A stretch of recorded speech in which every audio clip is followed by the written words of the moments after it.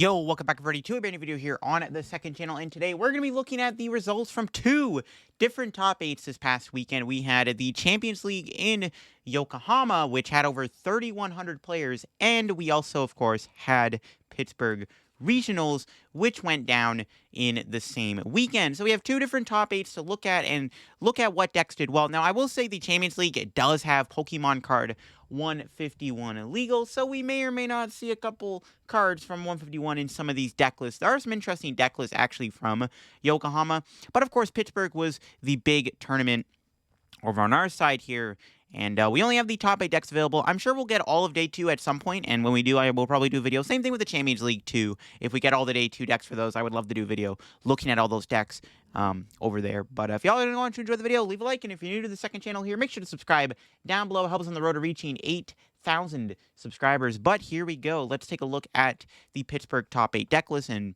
take a look at them. So the winning deck was, of course, by Andrew Estrada, who is a friend of mine, so it's awesome to see Andrew win. He's actually the world champion from 2014, so this is another world champion who has now won regionals like Henry Brand did. So really cool to see Andrew win with his Kyogre deck. Now, this is a Kyogre Lost Zone deck. Now, Andrew did get some pretty good matchups in top 8. I mean, obviously facing Miraidon in the finals was very, very good because obviously Lost Box, specifically the Kyogre version of Lost Box, has a very favored Miraidon matchup. But yeah, Kyogre's really good. I mean, I think I said it in the meta discussion video that Kyogre was going to be a deck that was probably going to see play because it's something that people were really sleeping on or not really respecting or looking at too much, but it's no surprise to see Kyogre do so well. Winning was kind of insane, but again, with all the decks in the top 8, it was pretty likely for Kyogre to win if Andrew just plays well and has good games. But yeah, Kyogre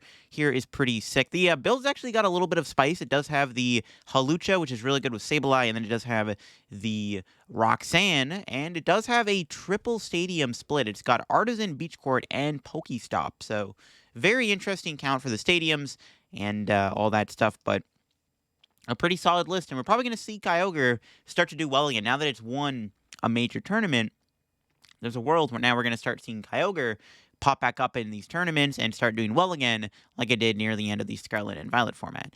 But yeah, big shout out to Andrew for winning. We got Jesse Parker in second place. No sleeper here with the Miraidon deck. Now, Miraidon nearly winning 2 tournaments this weekend was kind of crazy. Miraidon is a deck that people kind of memed on, though, to be fair, after Worlds, Miraidon is now a lot better. And I think we're at the point where Miraidon's been kind of figured out. But this is actually not really the same build that Mahone played to Worlds. It's actually a bit of a different Miraidon build. It doesn't play the Path of the Peak. It's actually playing Beach Court, and it's playing Drapion in the deck and the Zapdos Pogo. So, or the Pogo Zapdos, Zapdos Pogo. But yeah, it's a really solid list for Miraidon. The Drapion's really good because obviously Mew is going to be popular in Pittsburgh, and it was, so having the Drapion obviously helped against Mew. And the Flying Pikachu is interesting. I'm not sold on the Flying Pikachu over something like Zeraora. Now, Jesse Parker did go 9-0 in Day 1. So, he had a pretty insane run. Going 9-0 Day 1 of Pittsburgh is insane, especially with Miraidon, a deck that, honestly, it can get Day 2, but it's a deck that, especially the build not using Path, I don't know how it can get 9-0 as easily, but Jesse did it, and honestly, it's pretty impressive, and it's awesome to see Miraidon do so well. I think Miraidon is now to be a lot more respected going forward. I think people now have to kind of take it more seriously since the deck is clearly that good, and it does have good matchup spreads, and nearly taking down a regionals, the largest regional of all time, is pretty good. So this definitely is something that we're going to probably see more of, and I think Miraidon definitely is now on the rise on the game. And then in top 4, we do have a Mew VMAX deck. Again, Mew VMAX didn't really go checked, it went unchecked, sorry, in Pittsburgh. Nobody was really respecting Mew this weekend. Obviously, we saw Jesse with the Drapion, but Spiritomb and Drapion were not as popular as they used to be, and that was a big deal for Mew. So I'm not surprised to see Mew get top 8. I predicted this. I was like, we're probably going to see Mew get top 8. It is just that good of a deck, and nobody's really respecting it right now. So I think Mew has a chance of getting top 8, and long and behold, Mew did end up getting top 8 in the tournament, and could have won. I think Mew was maybe not as favored into the Kyogre matchup, but definitely against Miraidon, it could have been decent. So yeah, it is cool to see Mew get top 8. Like I said, Mew's a very strong deck, and I think definitely had a shot at making top 8. And then, of course, in top 4, we have Lugia. We have 2 Lugias in top 8. This is what I did play to Pittsburgh. I did have a similar 60 to Andrew here. I was playing what Zach Lesage and Cal Connor were playing.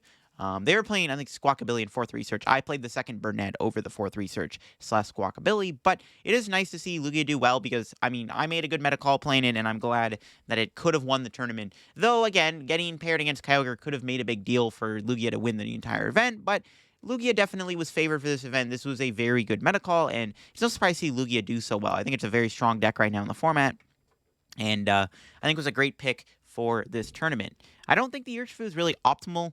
So I think this, straightforward version with T-Tar, Yveltal, and Stone Journey was definitely the way to go if you were to play Lugia this weekend. But yeah, Lugia is a very strong deck, and not surprised to see it get top 4, because I definitely think the deck was a great meta call for Pittsburgh. And then, of course, we got our lost Tina in top 8. Another deck that, obviously, going to the event was considered the BDIF, or the most popular deck. So seeing Giratina do so well definitely is a pretty big deal, because it's a deck that still does well, but not a lot of people really respect it or play it as much. Even though it is the most popular deck in the room, it's not as, well respected by the top players. Like, a lot of the top players didn't really play this deck and respect it. But I do think it was a good call still. Tina's still in a great spot. I think even after Pittsburgh, Tina's still fine.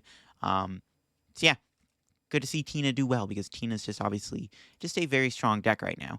And then, of course, we got another Miraidon in top 8. 2 Miraidon in top 8. Kind of similar 60s to Jesse.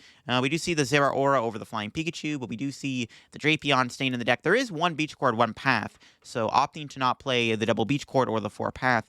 A lot more supporters. We do see Serena in the deck too, alongside double Arvin, a Lost Vacuum in the deck. Only 1 Bravery Charm, but yeah, obviously, Miraidon is a super powerful deck that definitely is now. I think people are going to start respecting it a lot more. I think going forward, people are going to be like, yeah, Miraidon got top 8. 2 Miraidon got top 8, almost won the entire tournament in Pittsburgh. I think we got to start taking this deck a little bit more seriously. Then we do see Xianpao in top 8, played by Lucas here, who's also a Canadian. So 2 Canadians in top 8, you love to see it. But yeah, Lucas was playing the Xianpao Baxcalibur deck, which is a deck that kind of was a bit of a sleeper deck for this tournament. I didn't actually play against any Xianpao. I didn't really see that much Xianpao. I saw some Palkia. A couple of my friends that I was going with were on Palkia, but I didn't really see as much Xianpao Baxcalibur, which was kind of surprising, to be honest. But it was a decent call for the tournament. Lucas did get top 8 with it. I mean, Lucas, obviously a good player, probably knew how to pilot this deck really well. He ended up taking down Tord in Swiss, so definitely was a deck that I think people weren't really expecting to see that much, and it ended up doing really well. So yeah, it was cool to see Xianpao do well. Xianpao's kind of a deck right now that I think people are going to play. It might have these, it might be like the new Miraidon of the past format, where it's just going to have those random good placements here and there, because nobody really cares or respects for it. And I think that might be the way for Xianpao going forward. And then, of course, we got Rahul getting 8th place here with the Lugia deck. Pretty similar 60 to Andrew. He did play the Penny in the deck, though. The Penny was probably a decent call to heal your Pokemon. Probably helped a lot. I mean, the heal aspect definitely can go a long way with the Penny. It is a card that I've been thinking about playing in Lugia too. I ended up on the second Burnett, but the Penny definitely is something that I wouldn't hate in the deck either if I were to play it. But yeah, that is the top 8 in Pittsburgh. So yeah, Kyogre winning, pretty insane stuff. I mean, looking at the matchup spread for Kyogre, Kyogre was like decent to like almost every matchup, except for arguably maybe Xianpao could have been Andrew's biggest hurdle, in all honesty, because I think if Andrew, obviously, if he just hits Miraidon twice, I mean, that's an easy, hopeful finals placement right there. So, really cool to see. Shout out to Andrew for winning the event, and shout out to Jesse for doing so well with Miraidon and putting Miraidon's name even further on the map. Now we can look at the Champions League here in Yokohama. Now, we do have all the decks, like we have what people play, but we just don't have the deck list, unfortunately. We actually are missing the 7th place Miraidon deck list here in the tournament, but we do have some decks to look at. So we'll start these off with the winner of the tournament, a Miraidon deck. Now, yes, Pokemon card 151 was legal for this tournament, so as you can see, there are some Pokemon card 151 cards in here, like the new Mew EX and the new Zapdos EX, both of which are going to be really big upgrades to Miraidon. Now, as you can see, this is the list that ended up winning. It is just a Miraidon deck, but it does have a few extra new tricks up its sleeve. It does play the triple path, though, so interesting that it does play the 3 path. It actually plays a collapsed stadium. I actually don't hate that. Being able to get rid of your Squawkabilly doesn't sound like a bad idea, to be honest. And it's got a Hawlucha in the deck, too, which does go hand in hand with the Zapdos. Here we can pull it up here real quick for people that don't know what it does. It does have the ability Float or Bolt Float. If it has any light energy on it, it has no retreat cost, and its attack Thunderous Kick does 120 damage, and then does 90 damage to one of your opponent's bench Pokemon that already has damage on it. So, obviously, you can play down the Hawlucha, put 1 damage counter on a Pokemon on the bench, and then Zapdos snipe it. The other thing, when you're playing against Miraidon, you don't really bench Manaphy, so there are some, spots where Zapdos is a really good attacker because the opponent doesn't bench Manaphy. This obviously is really good against Lost Box. Obviously, we're going to be getting Iron Hands next set. So, while Zapdos might be one of the better attackers against Lost Box going forward, I think Iron Hands is going to replace Zapdos EX. But it is a very strong attacker for the Lost Zone matchup because you can bench the Hawlucha and then you can knock out, Active Cram and then knock out a Comfey on the bench for 90 damage. So that's basically why the Zapdos, and obviously Mew EX being in the deck is another really powerful card within the deck. With this ability to restart, we can draw cards you have 3 in your hand, and then you got Genome Hacking, which allows you to choose one of your opponent's active Pokemon's attacks and use it as this attack. Very good against those big attackers like Giratina V-Star. Any big attack that Mew can copy that can KO them in return is really good. Also pretty good against Rapid Strike Urshifu. So there are some definite benefits of Mew EX. I mean, there's obviously more things you can copy, more benefits Mew has than just what I listed. Also has a free retreat, so it's very good in the deck as an attacker. You can build up a Flaffy, but it also has a free retreat cost, so you can just pivot it, which is kind of insane. So those 2 new additions to Miraidon definitely make it a lot stronger, so it's no surprise to see it win the entire tournament. Again, this tournament had 3,000 plus players, so it was a very big tournament. So seeing the Miraidon deck take it down with a couple new additions from 151 is definitely awesome to see, and we're probably going to see these 2 cards get incorporated going into Peoria, which will have 151 legal. The second place deck was a Lugia deck, but this was actually the colorless Lugia build. Now, this build does have the new Mew EX. Now, colorless Lugia, I think, does get better in the new set with Pokemon card 151, and that is mainly because of Mew EX specifically. Mew EX is very good within colorless Lugia, because like I said, it doesn't need any specific energy. You can build it with Archeops, and being able to copy any attack in the active spot is just insane. Colorless Lugia does have a few other tricks, like the Snorlax.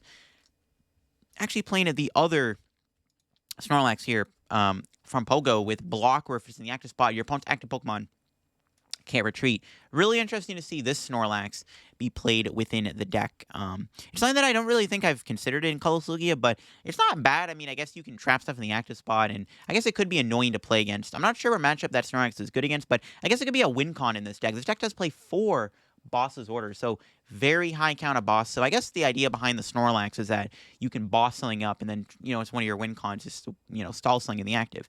The interesting thing about this list, it doesn't play Weird Ear V.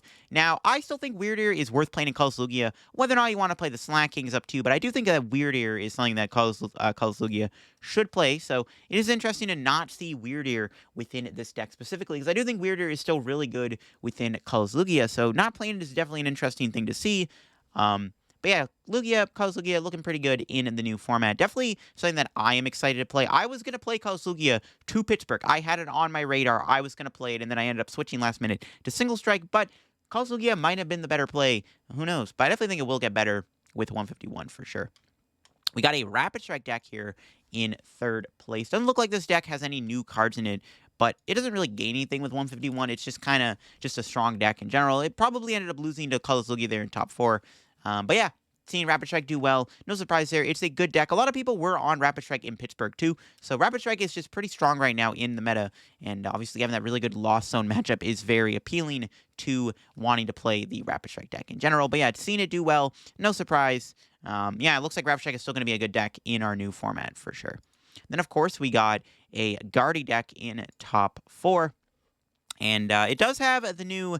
Well, I call it the new. It does have the Moonlight Hill. Now, Moonlight Hill, we don't know when this is even going to come into our English sets, because it's available right now in Japan as a gym promo, but we don't have it in our... We're not going to get it in any English set at the moment, not that we know of anyways. But it does have the ability where once during each player's turn, you may discard a basic psychic energy from their hand to heal 30 from all of their Pokemon, and that is just ridiculously bonkers. This stadium is super duper good, and that is one of the things, I guess, with playing Rapid Strike this tournament, is if you play against Gardevoir and they play Moonlight Hill, you just get absolutely destroyed by Moonlight Hill, which is kind of funny. But yeah, Moonlight Hill is a big upgrade to Guardy, and I guess now that it is available in Japan, we are seeing it see success in these lists. So it is looking like it's very similar to Tords list with the Mirage Step Curlia, the double reversal energy. It's not playing the Lumineon on the stone, but it does play that Kirlia double reversal package that Tor played.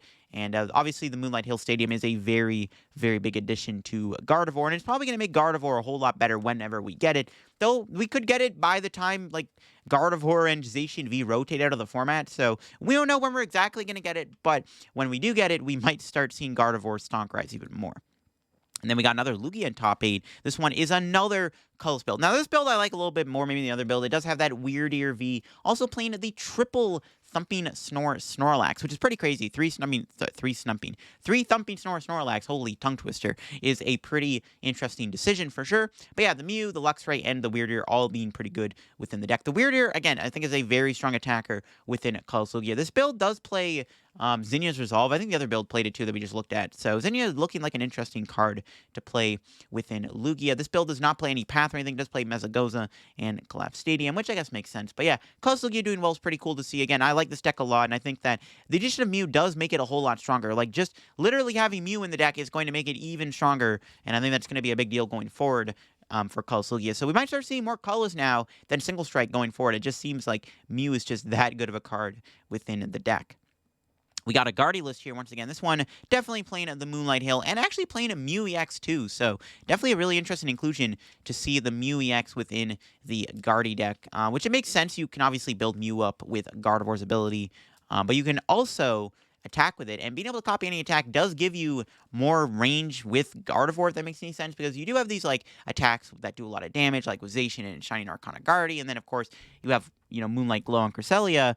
But having access to the Mew EX does give you more attacks to work with, and that definitely could be a really good addition too. And then, of course, the Moonlight Hill Stadium, once again, being a very, very strong card within Gardevoir. So seeing 2 Guardian top 8, no surprise, considering that Guardy is looking really strong in the new meta when we do, of course, get that Moonlight Hill Stadium, whenever we do get it. It looks like Mew could be a decent addition to the deck too. Unfortunately, we don't have the Miraidon Flaffy list available, but we do have an interesting Charizard Gallade deck here to look at. Now, Charizard with the Curly Engine is something that I've considered looking at before. I actually put out a post on Twitter on a Charizard list that was playing Kyogre with Gardevoir. So it's a bit of a different build, but the Curly Engine is something that I think our Charizard definitely can reasonably play. I mean, being able to draw cards is really good, and it's no surprise to see it do so well. I mean, Charizard is on the cusp of maybe being good. Now, the interesting thing about this build doesn't actually play the new Charizard EX or Radiant Charizard. It actually just plays 2 of the new Charmanders. So we do get a 70 HP Charmander in Pokemon 151, which is obviously really, really good in the meta with Sableye, but it is cool to see Charizard do so well, and an interesting take, not playing Arceus, not playing Pidgeot, not even playing the Lost Zone engine, just opting for Kirlia and Gallade. So really cool build here, very straightforward build of Charizard, but definitely a very strong take on the deck, and it is exciting to see a build of Charizard like this do so well. So we'll have to see if this kind of take on Charizard is going to be any good going forward, even into our new Pokemon 151 format. And then, of course, we have a Goodra deck here, Lost Zone Goodra outside of the top 8, actually playing Mew EX in the deck, which, again, could be a decent addition into Goodra. Just a decent addition in Lost Zone in general, because it does require 3 Colorless Energy. Mew EX is just a very splashable card in a lot of decks, right? So we're going to see a lot of Mew going forward. Definitely keep an eye out on that. But yeah, seeing the Lost Zone Goodra deck doing well is interesting. Goodra's nothing like crazy right now, but I don't think it's in like a terrible spot by any means. It's just not like the most crazy deck in the meta over like Lost Tina, but it does have its advantages nonetheless. Then we got a Xianpao Palkia deck here doing well. This one is the Palkia deck, no Baxcalibur. No new additions from 151, but again, being very straightforward is something that this deck definitely can afford to do. And Palkia is another deck that, hey man, the right player does well with it. I do think that it's a deck that can go far in a tournament. We'll have to see if any Palkia, like the highest placing Palkia in Pittsburgh was. I'm curious if there was any Palkia in Pittsburgh that did well. Again, we don't have the other lists here available, but I'm sure over time we are going to see all of these lists added to the Limitless here for both Pittsburgh and the Champions League, hopefully. Or maybe all the lists are available on Pokébook, so maybe we'll have to consider looking at that soon. But there you have it. That is it for the top 8 lists from both the Champions League and Yokohama, and of course Pittsburgh Regionals. Really cool to see the results. I mean, we saw Miraidon really perform well. We even saw a Charizard deck at top 8 in a different way to play Charizard. Kyogre winning is also pretty big, and there's definitely some interesting things we are seeing in our format, and especially looking ahead with the Yokohama tournament, as it does have Pokemon Card 151 legal, which will make a difference going into Peoria Regionals when it does come. So yeah, that'll be it for me on the video here, looking at these top 8 decks. Y'all enjoyed the video, leave a like. If you're new to the channel, subscribe down below. Help me on the road to reaching 8K subs here on the second channel, all that good stuff. Leave a link down below to Limitless TCG if you want to go to the website yourself and look at these lists yourself and maybe copy them and build them yourself if you want to maybe test ahead for the future. That'll be for me. Hope you all enjoyed, and bye-bye.